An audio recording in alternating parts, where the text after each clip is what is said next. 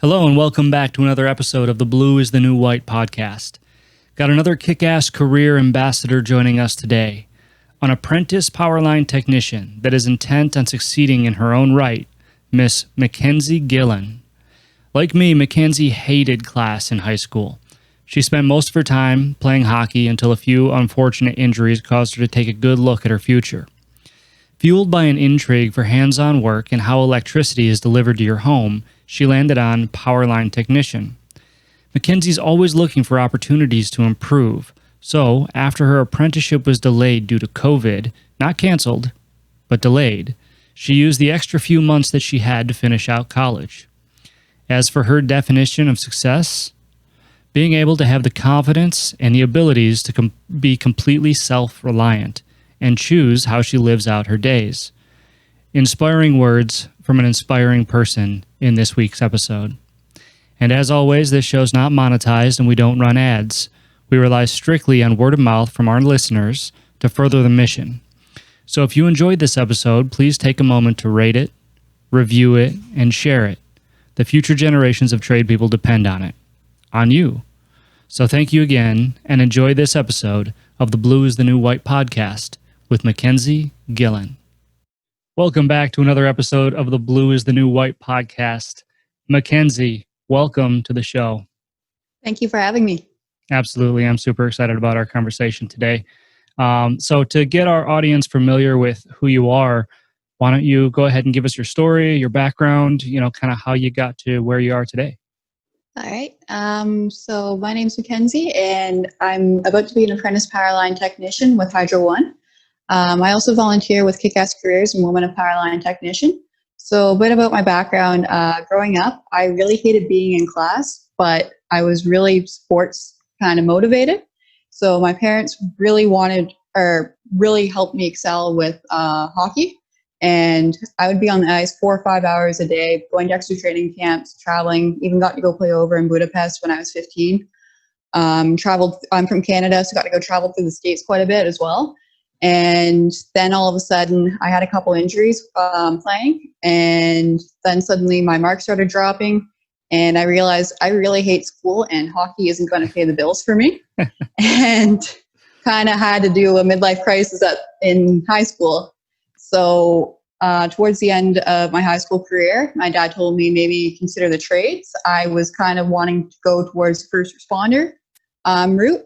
And he, being a retired police officer, was dead set against that and gave me some valuable reasons, and I respected his input.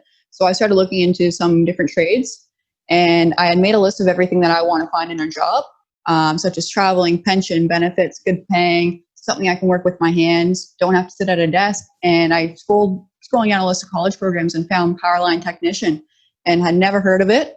Never really occurred to me how electricity got to someone's house. Realized, you know what, this is a good suiting career for me. I'm going to do it. Started doing some research in it and went to Conestoga College for it. Just finishing up my diploma there right now. Found a group called Women of Powerline Technician and also started working with them in KickAss Careers and found some great mentors along the way. And now I'm just about to start my career as an apprentice. Fantastic. It sounds like you've had quite the journey so far.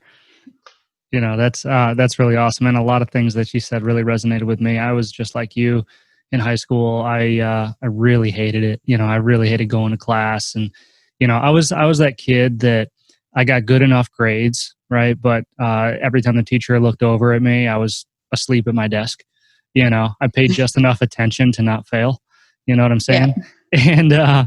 And it was, it's pretty unbelievable, looking back, how hard they pushed, not really for me to get good grades, just for me to go to college.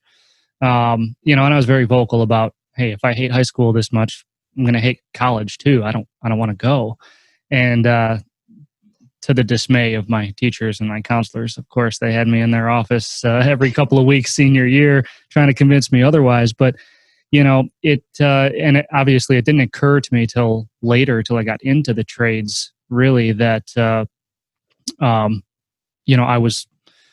don't want to sound like I'm gloating or anything, because that's not what this is. It's more of a humble brag, if you want to call it anything, but I was right.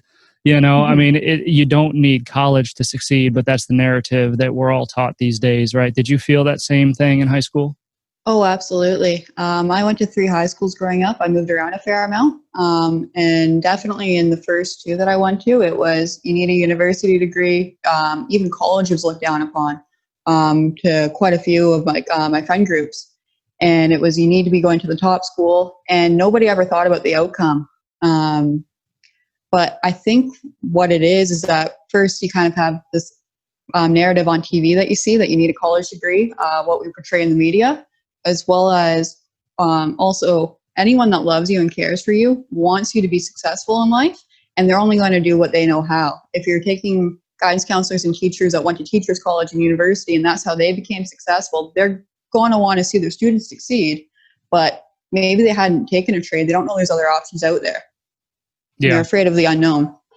That's a good way to put it. They're afraid of the unknown, because there was a time and a place where a college degree or a university, I know that Canada works a little bit different than the US as far as that. I think university would be like a state college to us, and college would be like a community college. But yeah, and look, there was a time and a place where that was good advice, right? Back in the day, in the 70s and even in the 80s, when college degrees were a little bit more scarce than they are now. But the fact of the matter is that the universities did such a great job at marketing themselves in the media, like you said, and to the people who relied on them to be successful in their life, that now that's pretty much what it seems like everybody, thinks is the only way, which is sad, because you and I both know that a career in the skilled trades could be just as lucrative, if not more lucrative, than being able to wave a piece of paper around in front of a new employer and say, "Hey, look what I've got, now give me a lot of money."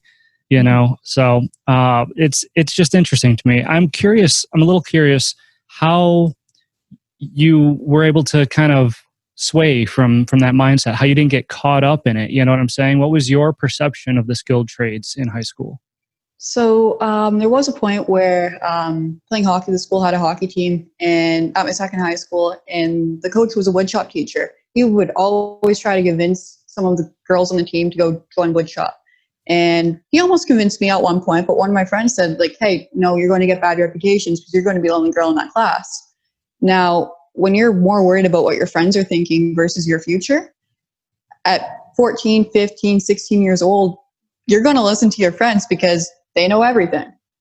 So I thought, you know what, if I'm going into the trades, it's dirty. There's no career, there's no future. So I kind of pushed away in my early years of high school, but towards the end, I moved up. No, is my option here. My dad had mentioned the trades, and we really needed a plumber at the time. That was why he was considering the trades, because they were hard to find where we moved up to. And I thought, you know what? I'm up here in the middle of nowhere. I have to restart anyway. Let's try it. I also had to take a 5th year of high school, and I took a dual credit course with the local college, and it was electrical installations. So that gave me the opportunity to try stuff, get a college credit and get a high school credit all at the same time, and allow me to graduate. And when I went in there was 2 other girls. One ended up dropping out, and it was all guys around me. And not really having much of a background with it, I got my hair caught and drilled the first week there, which is really great to try to get a bunch of guys to get it out. Someone came at me with scissors, and I'm swinging at them. No. So it went from starting off really rough to I finished off with the second highest mark in the class. I finished with a 94, and it's not a bad grade. And I absolutely loved it. I was looking forward to going to class there. And from being the person that hated being in class to enjoy going there, I was just like, you know what? I want to do this. I'm going to consider for pursuing a trade or career in the trades. Yeah. No, and that's great. That's an awesome mindset to have. What was it, do you think, that drove you most toward that? Was it that you just saw it as such a great opportunity? Was it that you had this urge to prove it to yourself or to others? What could you pinpoint exactly what it was?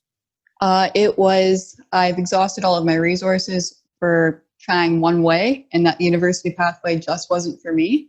And let's take a shot in the dark. Let's go against what all my friends said. Let's go against the path. Again, the media likes to try to put people in these boxes. You need to be a certain way. I kind of go and do my own thing now. Since kind of the later years of my high school, I was just kind of like, I don't need someone else to define me for me. I'm going to go do what I enjoy. Yeah, sure, I like to do my hair and makeup one day, but when I'm at in a job site, I love being able to throw my hair up, put it in a ball cap, dress up in my PPE, and go to work. So that was definitely a huge step, was being able to step out of my comfort zone. Yeah, absolutely. It sounds like it. I say a lot that a lot of times people arrive on accident but stay on purpose. And an accident can look like several different things. You, for instance, exhausting the options and taking a shot in the dark. You could kind of say that was almost an accident. It was intentional, right? But it wasn't planned, Mm-hmm. right? At least that's what it sounds like. Me, I spent a lot of time in Hollywood before I came out and started doing the trades. And that was a shot in the dark. I came out to work with my dad, and I didn't even know what the hell he did for a living. But I ended up loving it. After a certain amount of time, I ended up loving it, and it's taught me so much. And it wasn't on purpose that, my trade, my background, so is hot side commercial kitchen equipment.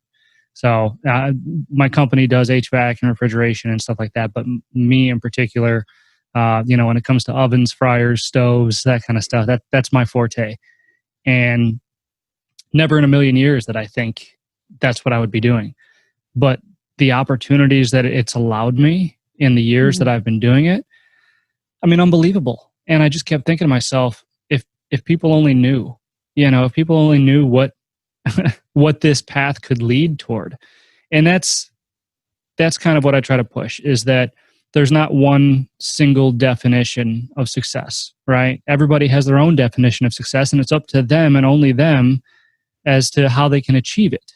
So, the fact that everyone's being funneled down this bottleneck towards one path that everybody labels as the surest way to success is just kind of backwards. So I'm curious, with you being a woman in the trades, you mentioned that you were the only female in that class, and I'm wondering how that felt. I mean, how did it feel to be the only woman in that class, or one of only two, you said? Mm-hmm. So at first it was a little bit shocking. Playing hockey, I started off in boys hockey. So there was a lot of times where I'd be like the only girl, but I'd have my own change room. I always kind of felt okay with that. But then I started playing girls hockey and kind of got away from that mindset. And then showing up that first day, it's intimidating when you aren't quite used to being the only girl in a classroom. You're just kind of like, oh, there's no one here that looks like me or is built like me. And then the more you get used to it, so the electrical installation class, that was the pre-class I took when I was still in high school. And then I ended up switching over to powerline with Conestoga as my diploma that I was pursuing. And even there, we started out with 3, ended up with 2 girls in class. But now we're on a college campus where it's only our program there. There's no other students there except for our program. So there'd be like 4 or 5 females, and 2 of them are the administrative staff.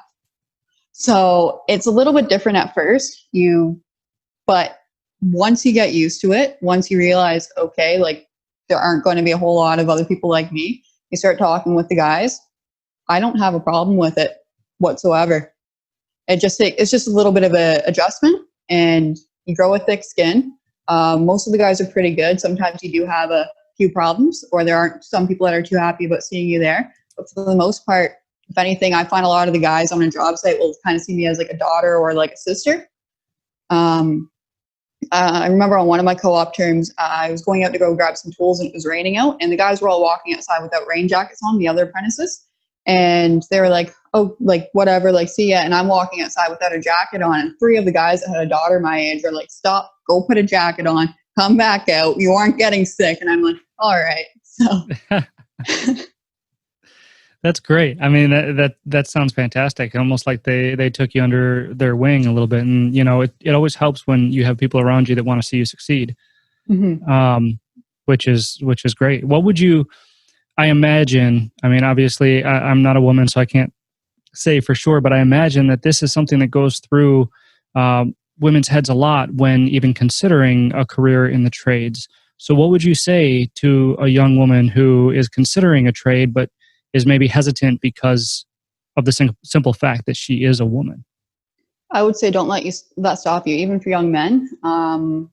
Again, like a lot of people that want it, your parents or guidance counselors, they want to see you be successful, and they might try to push a college or university degree, whether that you be a man or a woman, or even like considering a degree or a second career. Don't let the thought of it being a trade or anything in life, if it's what you want to do it. I know it will suck at first, being you're going to be out of your comfort zone. But that's anything. You need to push the limits to be able to be successful or be happy with what you want to do. For me, I live in a sort of or kind of a mindset where I would rather go and try it, and if it didn't work out, great, than stuck and or sit back and regret not doing something. Yeah, no, absolutely. And especially when you're talking about the difference between learning a trade and going to a university, which costs a lot of money, and so you don't want that to be part of your regret. I completely agree with you in saying that, try everything that you can, know what you love before you, before you go down a path, and a lot of people think that I'm against university and college, and I'm not. I think that it definitely has its place. I think, again, it depends on the person. I'm all for education, just the right education for the right individual. And I think it's absolutely fantastic when somebody makes a decision to get into the trades, let's say, and then makes the decision 3-4 years later to go back to college. Because then at least at that point, they know why they're doing it. They're not doing it because someone's forcing them to do it. They're doing it because they know what it is that they want to learn at that point. So I just like to clear that up. And back to what you said, you won't know your limits unless you push them. Absolutely. Right. So, and I'm sure that the trades thus far have pushed some of your limits as well. Oh yeah.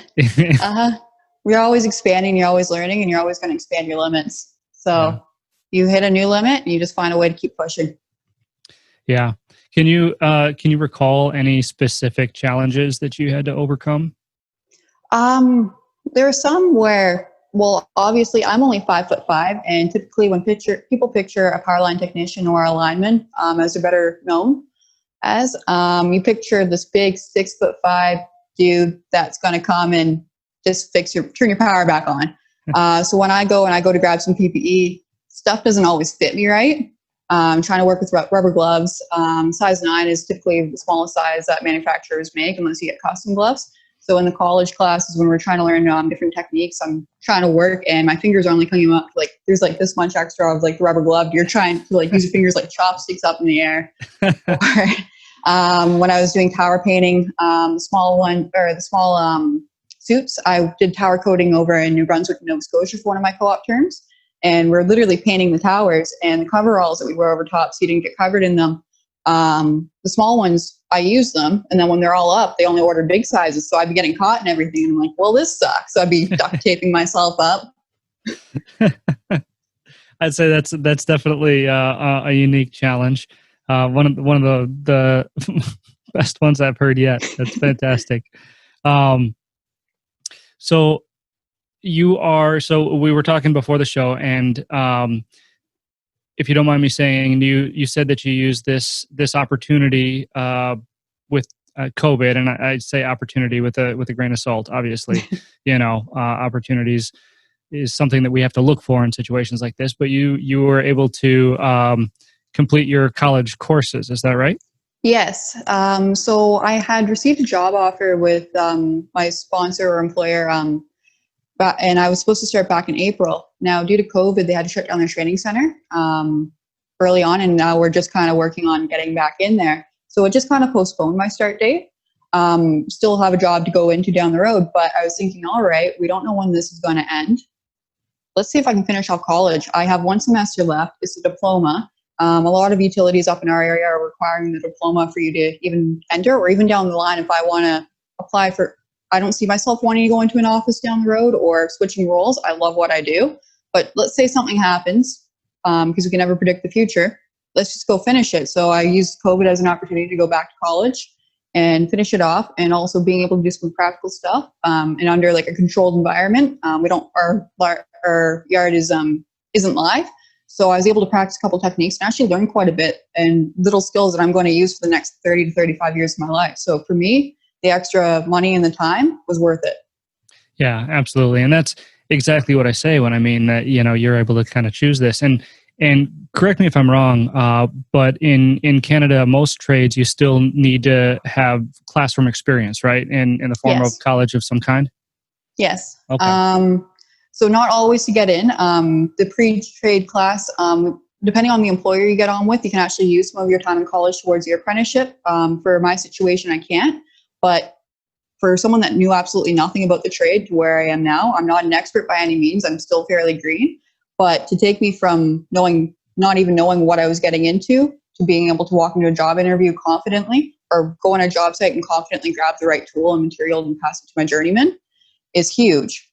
Also, every year that you level up for your apprenticeship, we need to go sit into a classroom as well. So we touch a lot of the theory as well, and the stuff that you're going to be up against in the years to come. So after so many hours out in the field, you need to go sit into a classroom, and this is kind of as your blocks, and then you can level up to write your journeyman ticket. Okay. Yeah. And which is amazing. I think that's fantastic. But it doesn't fit the other narrative that we common hear, right? Is that tradespeople are dumb. I mean, lack of a better term, right? I mean, yeah. Mackenzie, I don't think you're dumb. I don't think you're dumb either, Josh. Thank you. See, and I think that's one of those things that it's not often said, but I think it's more often assumed. Mm-hmm. It's just, people don't associate being in the trades with intelligence, which in turn is dumb. So it's very ironic, but it's just one of the things that people don't know. So I'm really glad that you had that experience to share, about that. I have to say, some of the smartest people I've ever met have been on a job site. They can do like the skills behind it, like the reading, the writing behind it. And then they can turn around and go out and build it as well and make a complete contraption out of like ropes and pulleys. Yep. So I have to say I've learned a lot, not only like book smart, but also street smart in practical life. Absolutely. Yeah, same here. I've had the opportunity to bring on some very, very intelligent people with only trades backgrounds, some of the most intelligent people that I know. And it's great because, one of the other thing about the trades, and I don't know if you've experienced this as well, but I know I have, and I'm sure you probably have too, but the way that what you're taught and how to work with your hands, how to problem solve, how to do all these things, it almost feels to me as the fundamentals of intelligence, right? Because they're transferable. They're things that you can use in everyday life to figure out problems. And really at the root of it, isn't that all intelligence is the ability to solve problems? Mm-hmm. Absolutely. Yeah. One thing about transferable skills that I noticed with COVID, one of the preconceived mindsets that I had was that if you're going in for one trade, that was it. It was a dead end route. Since I started exploring them. Hello? Yep. Oh. I got you. Oh, sorry, you just froze. One thing that I started learning with the transferable skills was that our trained saw a training course, so I hadn't really used it before, but then all of a sudden COVID hits, my apprenticeship's postponed, and I had just taken this course because the college recommended it, and all of a sudden I'm working for an arborist out in a tornado had touched down in my area, and we're out clearing the roads working between hydro crews. Some of my friends are welders and they have great transferable skills. They're saying, you know what, I can pick up my welding gear and I can go from being an iron worker to all of a sudden going to go fix a pipe weld. So there's definitely transferable skills, and you can always find work. And if there's anyone listening debating about going to college or university or trades, get into a trade. You're going to get paid while you learn. It's earn while you learn education. And you always have that ticket to fall back on. And I don't know about the viewers, but I had to pay for my own college. I went out and I worked a bunch of part-time jobs, but you make good money in the trades. Get your ticket, get your certification, and you can pay for your college degree or university degree and end up debt-free. Yep. It's a great pathway. Absolutely. Absolutely. I love that you brought that up. Because one of the things that I often hear people say about, because a lot of people I talk to, when I make the argument for getting into a skilled trade, and, they're very, very heavy on, well, my kids are going to college. There's no question about it. That's the only option.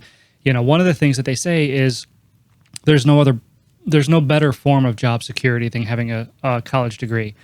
And I always wait for them to say that. Honestly, I do, because it's just, to anybody who knows anything about the skilled trades, that is probably the most secure thing that you can do. You could literally get a job anywhere you want.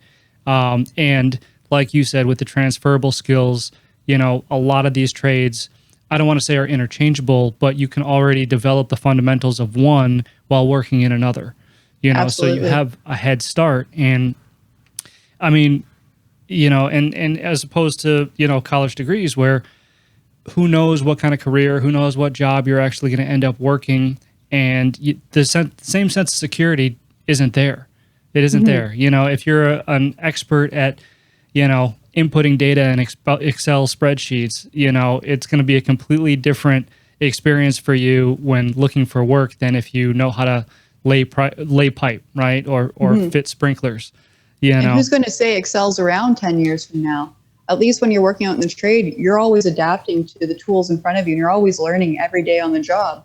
So the college degree, what's to say media management 15 years ago, your diploma and what you learned then to the way it is now, what's to say that your degree is going to hold the same merit to someone else that just graduated?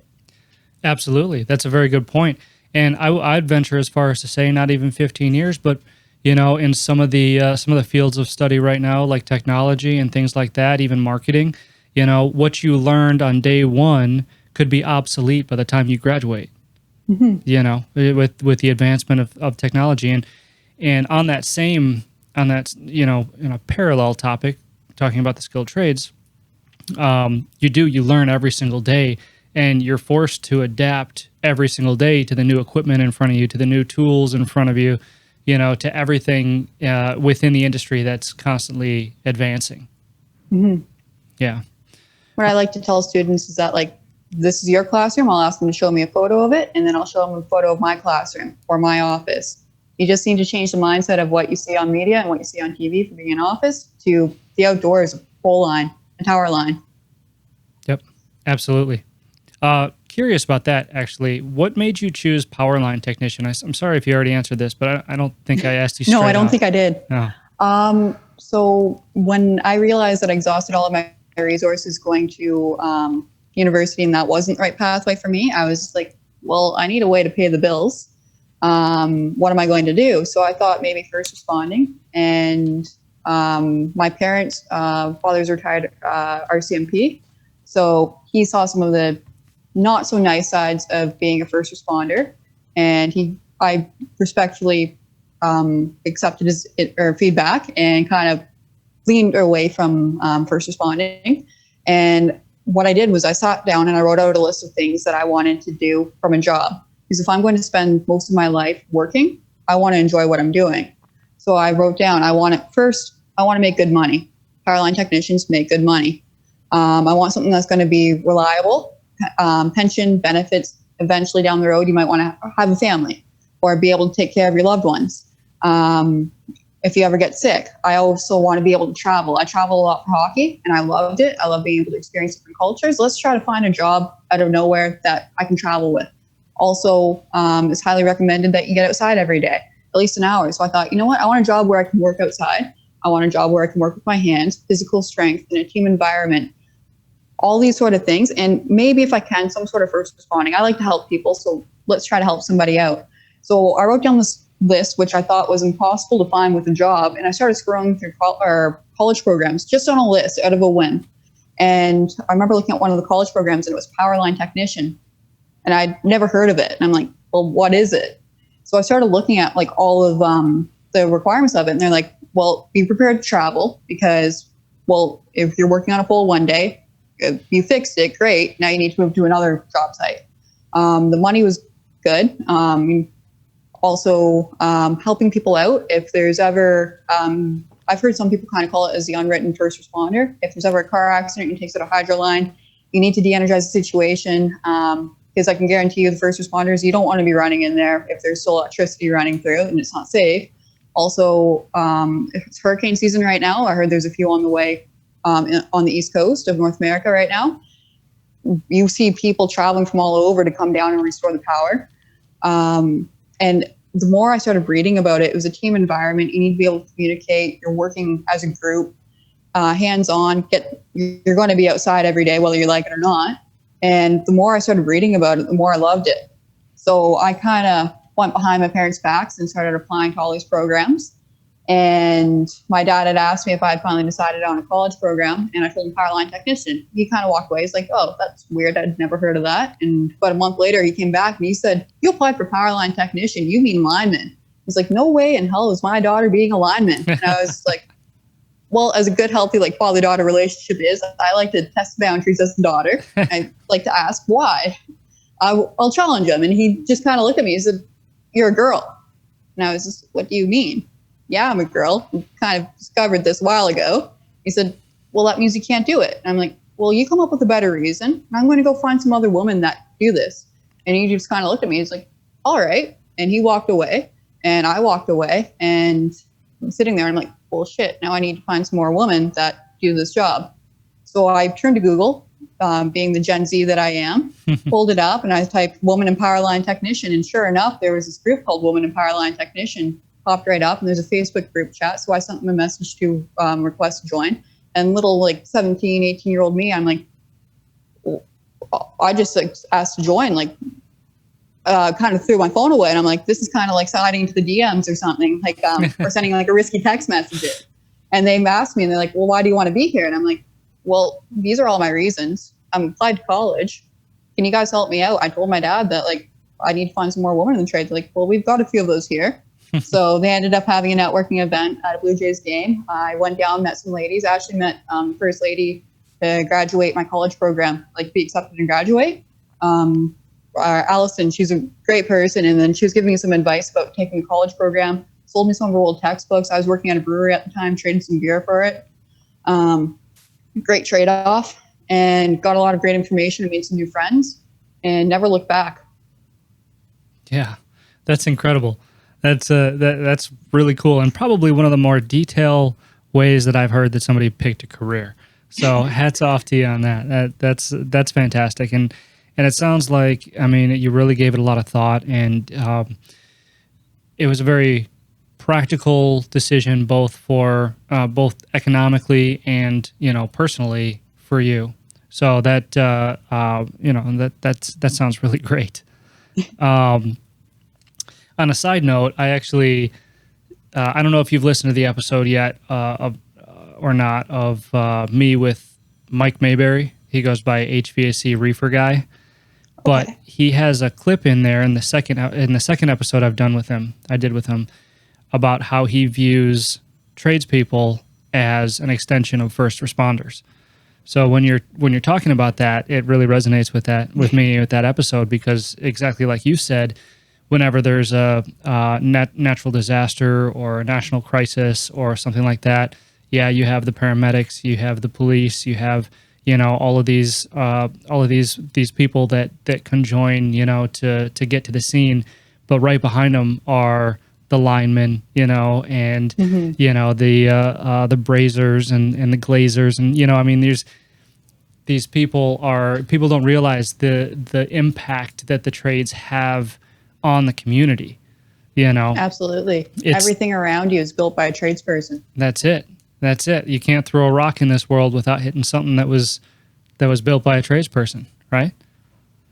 I mean, unless you live like in the middle of the woods or something, but I'm sure you can find something.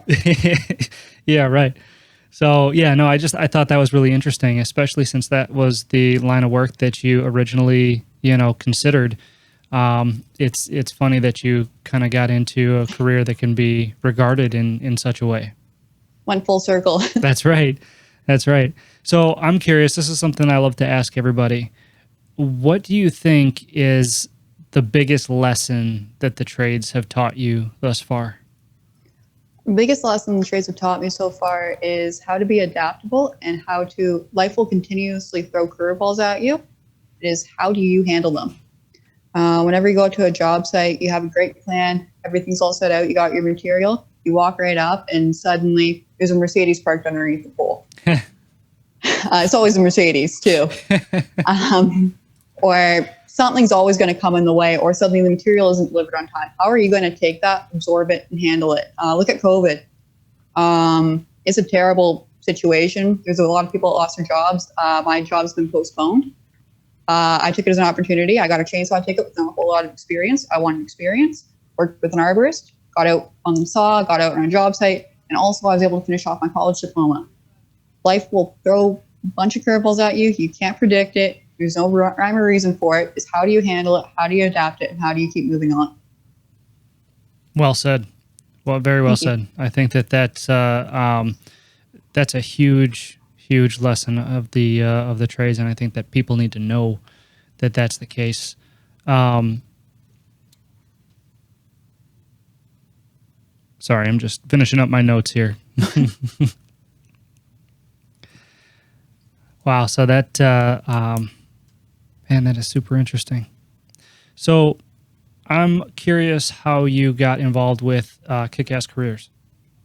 So when I applied for my first co-op, it's a big competition. Everybody wants to get their co-op right away. Everybody gets eager. So with my college program, we have the opportunity to co-op. So that's going to give you your in-the-field experience or get you exposure to utilities and make sure that not only in the college and the controlled environment, you're going to like it out in the field as well. So I must have applied to over a dozen places, calling people. I came from a very green background, so there's people with other trades experience coming in and beating me out. And I'm like, all right, well, how am I going to set myself apart? So, of course, I was working with Women of Powerline Technician, Women in Renewable Energy. I started going to networking events. And my friend Dee, she was in the program before. She ended up switching to industrial electrician. I believe you spoke with her as well. She's just kind of like, hey, you need to meet my friend Jamie. And I'm like, okay. And she's like, no, like, you need to meet my friend Jamie. She's awesome. You guys will hit it off. And Jamie is the founder of KickAss Careers. And I ended up meeting her at a networking event. I was there for a total of 15 minutes because I had to get to work. I drove over an hour, like a round trip to get there to meet Jamie for 15 minutes, and I left. And then I ended up meeting her down the road at a wire event, small circles, start bumping into people. Again, one thing I will stress is start networking as well if you want to get into an industry. It's a small world. But ended up meeting Jamie again, and we're riding back on the subway, and Dee's with us, and she's asking about what I'm getting into and stuff. And I told her I'm struggling to find a co-op. So sure enough, she ended up setting me up with my co-op, or my first co-op term out in New Brunswick and Nova Scotia. And I know co-ops are supposed to be for learning terms, but and about what you get out of it. But I ended up breaking the record out of my college program for highest paying man or woman. So I broke the record by about $5 an hour. I had my living accommodations paid for, got paid to travel. Not only my travel paid, but got paid to travel. I had my housing paid for, and I'd always wanted to go to the East Coast. I'd never seen the ocean before. First time I saw it was at the top of a tower. Like, it was just a cool experience. Might have not been as much as related to my field, but just a cool experience. And that's how I ended up meeting up with Jamie. Yeah. That's awesome. And it just goes to show, you know, where the trades can actually lead you, you know, and because this is all this stuff that you're saying is, I think it's on a lot of people's bucket list, you know, and absolutely, it's something that you got to experience at a very young age, you know. Oh yeah, I was 20 years old. Yeah, no, I was 19 when I interviewed with them. Oh, were you really? I was. That's fantastic. And so that, you know, that kind of stuff, I mean, is just. I mean, I don't know how else to say it, but there are people out there that define success in this exact way. You know what I mean? Yeah, it was a really cool experience. And also, if you do have to travel for work, just make the most of your opportunities. We had a rain day. We couldn't paint or coat the towers. Great. I'm going off to PEI and I'm going horseback riding on a beach. Like, it was like just a drizzle. Like, at 20 years old to be able to do this sort of stuff, or I'm going to go try lobster for the first time on the boardwalk in Halifax. Like, all these sort of things. And I was getting paid to be out there, but I had my time off. I got to go enjoy all this stuff. Yeah. So it was really cool. No, it sounds like it. Which really, it kind of leads me to the last question that I have for you. which is I love to ask this question because I get so many great responses. But I'm curious, Mackenzie, how you define success personally and how the trades are helping you achieve that. So for me, how I define success, at the end of the day, it doesn't matter where you travel, where you go, you've always got yourself. So you've got to be okay with yourself and who you are. So when I stop and I look up into a mirror and I see my reflection, if I'm brushing my teeth or something, I'm in a closed room by myself. Am I going to be okay, and I'm going to be happy, and I'm going to be proud of the person staring back at me in that reflection, regardless of the money, regardless of where I am in life. Am I going to be happy? Is that a good person looking back at me? So trades have been a great way. I want to give more than I take. So the trades have led to me going out and speaking to students and encouraging other pathways, which I'll touch on in a second. And also financially, it's given me a great opportunity for myself, and I'm going to be able to, down the road, be able to take care of myself and any sort of lifestyle that I kind of choose within reason. But being able to go out and go speak to students, that's not really something that I really talked on a whole lot. But when I was in high school, my friends kind of said, like, or stay away from trades. You're going to have a terrible reputation. Didn't really have the confidence in myself to go out and do this sort of stuff on my own merit. When I was on my co-op term, my second co-op term my first co-op term we started off in New Brunswick. I went to a networking event because when I was going to these events, I'm like, I don't know anybody in the industry. I need to get an in. If I'm going to college, I need to get a job after. So I went to one networking event, and I was sitting with some people from New Brunswick Power, and the people that ran the event that I was at, they also have a sister organization, NB Boots, New Brunswick, or New Boots. So that's for new young women getting into the industry. And I was talking with her about my story, how I got into it. She's like, yeah, you should come out and speak. And someone from New Brunswick Power had overheard this, and she's just like, you need to go to this event. We'll arrange it. I was working for a contractor at the time underneath New Brunswick Power. She's like, I'll talk to your bosses and you're going. And I'm like, all right. Somebody wants me to go. I see a potential for a job opportunity. I'm going to go. And having no idea what I was walking into, I asked the other guys on the job site, East Coast Powerline. They weren't the employer that I was working for, but they worked in the industry and had worked a whole bunch of places. They sent me a bunch of really cool videos and pictures of them setting transmission towers with helicopters. Like, this is some really cool footage that they got. I had messaged a bunch of ladies in the group chats because this is how I met them. Like, one of the Powerline technicians started messaging all the ladies. So I have people all across the States and Canada sending me pictures of them working. So these girls can see what they look, or that there's more women out there doing it. Messaged my college, Conestoga, asked if I could take some of the photos that they had up on their website. And they're like, yeah, take it all. So I grabbed all these photos and I went with me, had no idea what I was walking into. And what they did was kind of like, it was really cool what they did. They had a bunch of rotations coming through, and you'd have about 30 students come in, and they'd listen to you or your group, and then they'd move to the next rotation. So beside me, I had a bricklayer / stonemason. She was a dual trade. An electrician, a truck driver, like a truck and coach maintenance person, and then also a truck driver as well, and a welder beside me. So when these girls were going through, they also had the opportunity to ask some questions. And there was one girl that was really interested in welding. And I saw her eyes light up, and I'm like, oh, perfect. This girl just found a career opportunity. This is great. And as she was asking these questions, these two girls that were kind of perceived as probably like some of the more popular ones, or the it girls of the group, started laughing and kind of mocking her. So in that situation, my heart just broke. Someone went and told the girls to kind of be quiet. And after we went and spoke, the welder beside me went and talked to the young girl, because how much I know about welding is practically nothing. I'm still learning the power line trade. But I was just kind of like, well, this sucks. Like, I can't really do anything here. And then this was before lunch. So we had a lunch opportunity. I went in line and grabbed my stuff. And I went to go sit, and I was going to go sit with the other trades ladies. And then I saw these girls that were kind of making fun of the young female asking about welding. And I saw an open table, or an open chair there. So I'm 20 years old. I'm only a couple years older than these high school students. And I had just come from a job site. So I'm all grungy, dirty, wearing like bright high vis, like the kind of person, like typical stereotypical like tradesperson coming at you, minus the fact that I'm a female. And I'm like, yeah, I'm going to go sit with these girls. So I asked them if the seat was there, and they kind of looked at each other, and they're giving each other weird looks. And I'm like, I guess you can sit there. And I'm like, well, I am. So sat down. and started talking with them. Didn't push trays, didn't yell at them, just kind of started a conversation with them. Now, these girls were talking about prom, makeup tips, and so I started showing them pictures of like what I did for my prom. I like makeup when I'm not on a job site. I like to get dressed up sometimes, so we're comparing pictures, and they're like, you look really different outside of high vis. And I'm like, well, yeah, this is my job. I dress up, and this is the stuff that keeps me safe. This is all my FR stuff. But outside of work, the trades pay very well. I can afford all this makeup and stuff without a problem. And they're like, I never thought of that. And then I was just like, well, what do you guys want to do outside of school? Like, what did you guys think of the trades ones? So first I started answering like what they wanted to do for their jobs. And some of them knew exactly what they wanted to do. Some wanted to be vets, some wanted to be doctors. Great. I have no problem with that. That's what you want to do? Absolutely pursue it. Then there were some that didn't know. And I was just like, well, what about the trades? And they just kind of looked at me, and all their friends kind of looked at each other, and they're like, all sort of laughing and using.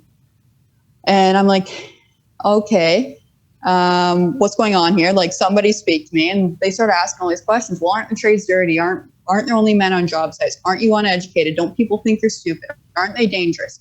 And I'm like, or my parents say that tradespeople are like very dirty, and like they'd never, or like they look down upon them. So I turned and I looked at the photo that some of the guys had given me, and it's of like them sitting the transmission tower with the helicopter. I'm like, look at this photo. Isn't that cool? And they're like, you do that? And I'm like, I haven't gotten to do this yet. This is what I'm working up to. This is what my apprenticeship is. This is what down the line I could be doing. And then I showed them a photo of about 30 people on like a couple poles. Like it was a class photo that was taken at my college. And I'm like, so you guys like sitting in a desk? And they're like, no. And I'm like, this is my classroom. This is physically what I get to do every day. And this is considered my education. And right away, all their eyes started opening up. And I was just like, and then I'm like, the question about there being other girls. And I had about a dozen photos of like women like it, I had more photos, but like a dozen women had sent me photos. I'm like, look, this girl's from Kansas. This girl's from Texas. This one's from Saskatchewan. This one's from Vancouver. This one's from Newfoundland. Like, there's a whole bunch here. It's just, we aren't really promoted or seen. So I can assure you, like, it's all, or like, there's a whole bunch of us, just might not be on your job site. And after that, and my only goal there was not to make them want to go into the trade. I don't care what you do, as long as you're happy with what you do, you're happy with who you are. But what I don't want to see is a bunch of girls picking on a young student that is interested in going into the trades, whether that be male or female. I don't want to see an opportunity taken away because other people are going to mock you for what you enjoy. That is such a great story. I'm very, very glad that you told it. It is incredibly inspirational, and I think a lot of people need to hear that. And honestly, you know, the trades need more advocates like you that are willing to go up and you know, show people what it's really about. Because at the end of the day, you know, that's how we're going to change the perception, right? Is taking people by the hand one at a time and saying, you don't know what you don't know, but let me inform you, you know? So just so great. So very great. Perfect conclusion to the show. Before we take off, Mackenzie, can you tell people where they can find you? Yes. So I am with KickAss Careers. If you send them a message through their Instagram, or you can send me an email at mackenziegillan@gmail.com. I'd be happy to answer any questions or put you in contact with those for questions that I can't answer. Awesome. Mackenzie, thank you so much for coming on the show today. Thank you for having me. All right. Until next time.